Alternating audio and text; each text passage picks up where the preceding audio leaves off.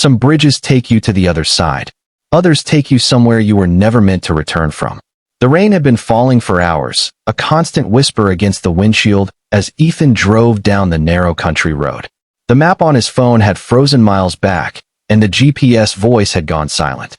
The last gas station was at least an hour behind him, where a wrinkled old man with a voice like gravel had pointed a trembling finger toward the north and said, "Don't take the bridge road after dark. That house beyond it, it ain't supposed to be there." Ethan had laughed then, brushing it off as small-town superstition, but the man's words still crawled in his mind like insects under skin. The asphalt was broken and uneven, swallowed by weeds at the edges. The forest on both sides pressed closer, branches bent low like arms reaching toward the road.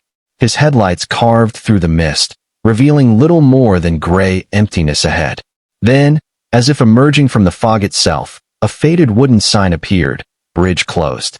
It leaned crookedly, one nail holding it in place, the letters half erased by weather and time. Ethan hesitated for a moment, the car idling in the rain. Turning back would mean another 2 hours on winding roads. Going forward meant trusting a bridge that had no business standing. He exhaled, shifted gears, and kept driving. The bridge came into view suddenly, a rusted skeleton of steel and wood stretching over a black river. The planks creaked under the tires as he rolled onto it, the sound echoing unnaturally loud in the still night. Halfway across, the radio died in a burst of static. The dashboard lights flickered once, then went dark. For a moment, everything, even the rain, seemed to stop. Ethan froze, hands gripping the wheel. In that silence, something shifted in the air, a faint vibration, like a hum deep in the structure of the bridge itself. Then, through the curtain of fog ahead, a single yellow light appeared. It came from a house.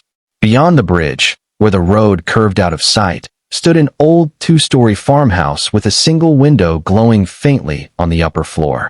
Ethan felt a strange pull in his chest, not fear, not yet, just the sense of something deeply out of place. He pressed the accelerator gently, the bridge moaning beneath him as the car rolled to solid ground. The instant he crossed, the rain stopped. The air grew thick and heavy, the way it feels before lightning strikes, but no sound followed. No crickets, no wind, no movement, just stillness so absolute it felt deliberate. The house stood about 50 yards from the end of the bridge, surrounded by overgrown grass and leaning fence posts. Its white paint had peeled into gray patches, and the porch sagged under the weight of time. Yet the light in the window burned steady, soft and warm, like someone was awake, waiting. Ethan stepped out of the car. The ground squelched beneath his shoes, but the air smelled wrong, not of wet soil, but of rust and iron, sharp and metallic. He looked back at the bridge, swallowed by fog. For a second, it seemed longer than before, stretching endlessly back into darkness. He walked to the porch, each step echoing too loudly in the silent night. The door stood slightly open, just enough for the wind to slip through, though there was no wind anymore. He called out, his voice small in the stillness, but no one answered. When he pushed the door wider, the hinges groaned like an animal waking from sleep. Inside, everything was frozen in a kind of ghostly order, furniture covered in white sheets, the smell of dust and age heavy in the air. A single lamp flickered on a side table, casting long shadows across the walls. Every clock in the room ticked in perfect rhythm, their hands moving in sync, marking time that didn't seem to belong here. He moved deeper into the house, drawn by something he couldn't name. On a table near the stairs lay a framed photograph. The glass was cracked down the center, but the image beneath was clear. A family of 4 standing on this very porch. Father, mother, daughter, son. Their faces were still, almost lifeless, except for one detail that turned his stomach cold. Behind them, in the blurred background, was a 5th figure, taller, darker, standing where no shadow should have been. The face was smudged, erased completely, as if someone had dragged a finger across wet paint. Ethan set the photo down carefully, his pulse quickening. Then came the sound, slow, deliberate footsteps from upstairs. The boards creaked one by one, measured, human, impossibly calm. He stared at the staircase, every instinct screaming to leave, but his body wouldn't move. The sound grew closer until it stopped at the top of the stairs.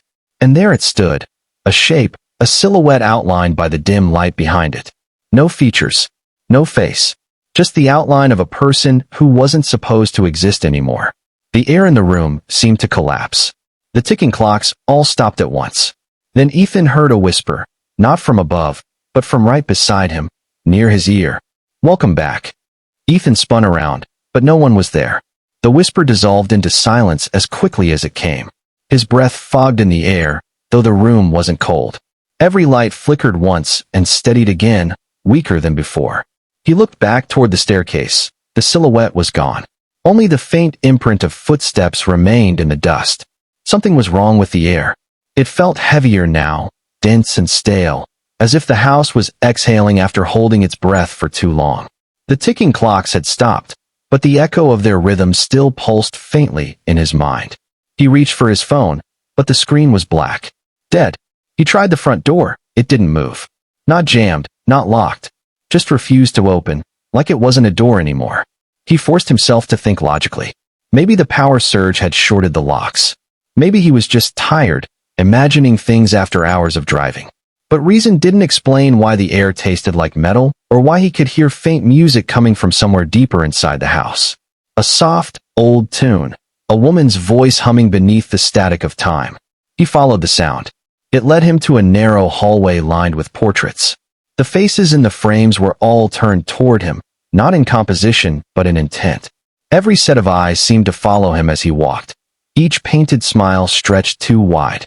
At the end of the hall, a door stood slightly ajar, a pale light bleeding through the crack. Inside was a small parlor, furnished like something from the 1940s. Lace curtains, a dusty gramophone spinning without a record, and a cracked mirror leaning against the wall. In the reflection, Ethan saw himself standing in the doorway, but the mirror version wasn't still. It was breathing. The chest rose and fell slowly, deliberately, even as Ethan stood frozen. He took a step back, heart hammering. The reflection didn't move with him. It just stared, eyes locked on his. Then, slowly, the mirrored version smiled. A faint, unnatural curve, too calm, too knowing. Ethan stumbled back, hitting the wall behind him, and the glass cracked again, a fine web spreading across the reflection's face. The smile didn't break. From upstairs came the faint thump of movement. A door opening, a floorboard creaking, soft footsteps descending. The humming stopped. The house was listening now. Ethan's mind screamed to run, but his body lagged behind thought. He moved toward the kitchen, searching for a back exit. The layout didn't make sense. Hallways seemed to twist and stretch, turning corners that shouldn't exist. The air carried faint whispers, voices layered over each other, children laughing, a woman crying softly, a man muttering words he couldn't understand. He finally found a back door, its frame warped by time. The knob was ice cold, almost burning his palm. He twisted. Nothing. Then, behind him, something shifted. Not the creak of a floorboard, not the sound of weight. More like fabric dragging across the floor, slow and deliberate. He didn't look back. He couldn't. A sudden gust of wind burst through the kitchen window, scattering papers from the counter. Among them, one fluttered to his feet, an old newspaper clipping, yellowed and torn. The headline read, "Family of 4 found dead beyond old iron bridge." He froze, reading the faded print. The article was dated 1972. The father, mother, and 2 children had been found inside their home. The cause of death listed as unexplained. The final line was the one that made his stomach twist. Local police confirm a 5th body was never recovered. The words blurred. The air around him tightened again. He turned toward the hallway and saw the reflection from the mirror standing there in the flesh. Only it wasn't him. It wore his face, his clothes, but its eyes were hollow.